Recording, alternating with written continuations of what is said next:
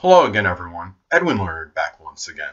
In this YouTube astrological segment, I'm going to be talking about the 2018-2019 Black Moon Lilith in Aquarius transit, part 2 of 3. And in this segment, I'm going to be talking about how the transit may impact the zodiac signs Aries, Taurus, Gemini, Cancer, Leo, and Virgo. And yes, this does apply and pertain to the Sun, Moon, and Ascendant.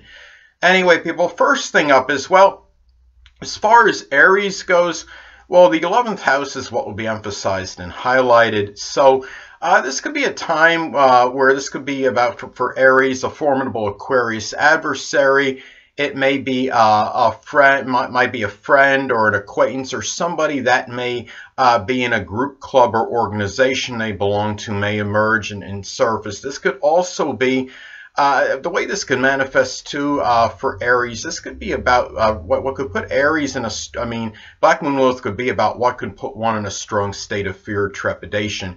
And this could be about maybe just having simply a overly boring and monotonous friends, or maybe just not having really looking at this and not being able to maybe selflessly give to organizations. And this could be also too something where also too what could put about putting Aries in fear as far as this transit goes. It could be also about perhaps relinquishing an Aquarius-like aspiration or a goal, or something such as astrology, aerospace, astronomy, innovation, computers, electronics.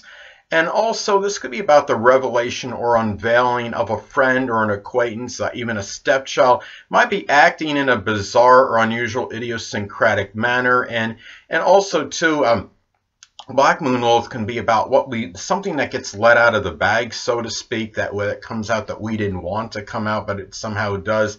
And this could be about maybe some unveiling of an unusual goal or aspiration you may have, and maybe even some very strong erotic feelings for a friend that might come on very spontaneously. So anyway, well, as far as Taurus goes, the 10th house is what will be emphasized and highlighted. Now, this could be the way this could manifest for Taurus, perhaps a friend, or maybe it might actually be a former one, I guess you could say, for a friend or acquaintance might use the internet to hurt the reputation and their public image. This could be also manifest perhaps in a powerful Aquarius adversary, Aquarius Sun, Moon, or Ascendant, or one that simply embodies Aquarius-like characteristics, may be in the form of a dominant parent, an authority figure, or someone that simply might figure prominently in one's career success. And also, the Black Moon Lilith again could be about what may put one in a strong state of fear, trepidation. This could be about losing or relinquishing freedom, independence in career matters, perhaps not having the status and recognition perhaps connected with an Aquarius-like field such as astronomy, astrology, computers, electronics, innovation. Also, too, and another thing, it could be about not being having maybe a career, what could put Taurus in a strong state of fear or trepidation based on this transit.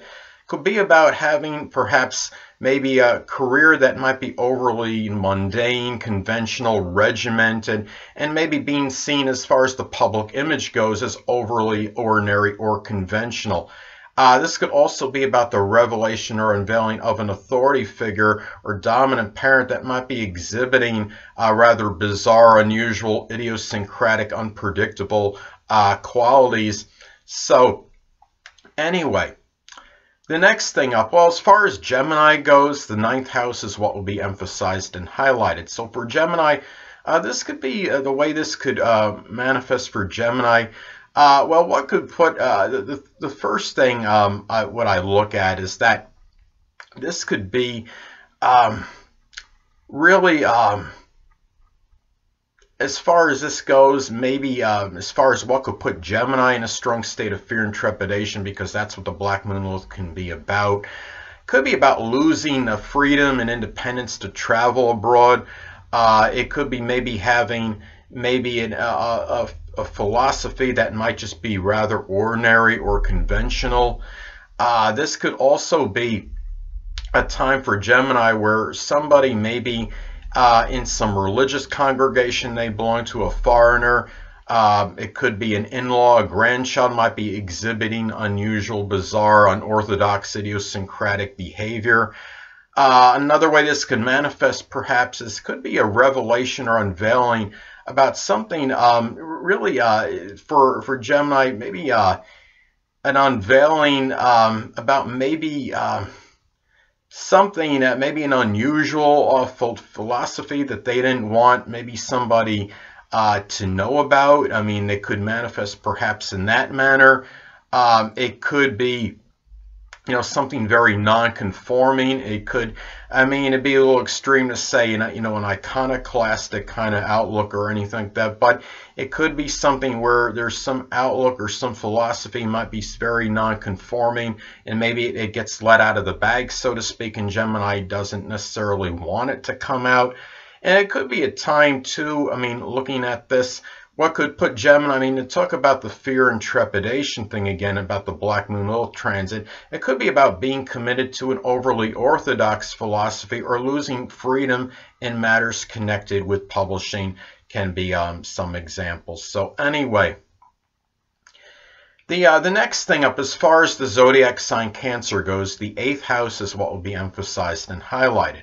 So for Cancer, this could be about the revelation or unveiling perhaps of maybe that might be some maybe a sexual partner, someone you're in an intimate relationship with, maybe exhibiting some unusual, unorthodox, bizarre, idiosyncratic behavior.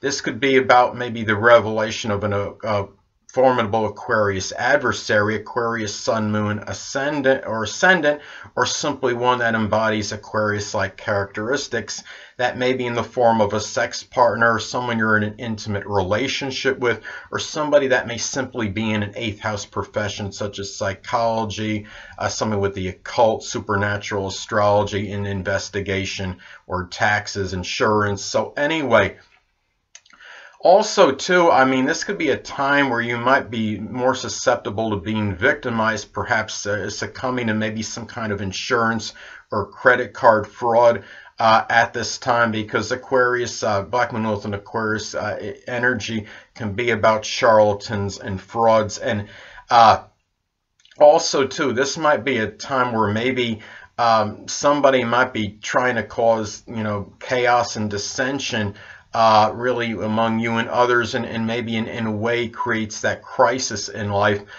in the process.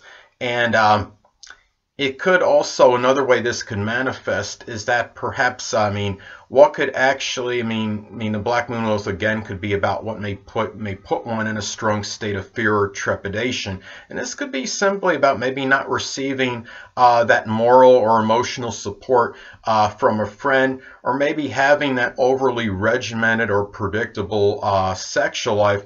I'm joking about this one coming up, maybe not being able to file taxes electronically. I'm only joking, of course. Now, and also, too, the way this could manifest, I mean, really, actually, I'm going to go to the next thing I want to talk about. Next sign I want to talk about, actually, is Leo. And the 7th house is what will be emphasized and highlighted. Now, this could be about the revelation or unveiling of a formidable, powerful Aquarius adversary. It could be an Aquarius Sun, Moon, or Ascendant, or simply one that embodies Aquarius-like characteristics. It could be in the form of a legal opponent, a significant other, even you know, somebody you had a strong connection or friendship with. Could even be the grandmother in some cases. Now, and also the way this could pan out as well, this could be about perhaps a grandmother, a significant other, somebody you have an important connection with, even someone in a business partnership might be exhibiting some rather unusual, bizarre, idiosyncratic, maybe even eccentric type behavior at this time. And this could be also about being involved in cyber warfare, perhaps with others in general, in some cases. And really, I mean, when you're talking about the Black Moon Lilith, this could be about unveilings of adversaries, very strong ones often. And when you're talking about the 7th house of open adversaries, I think this could actually intensify that propensity. So anyway. And as far as what could be as far as a Black Moon Lilith, again, it could be about what may put one in a strong state of fear or trepidation. Perhaps it would be simply about maybe not being able to selflessly help others or show humanitarianism to others in general, and maybe not even having that ability to compromise and negotiate at his or her convenience, because Aquarius energy could be about when you want to do things, having that freedom and independence to do things when you want to do them.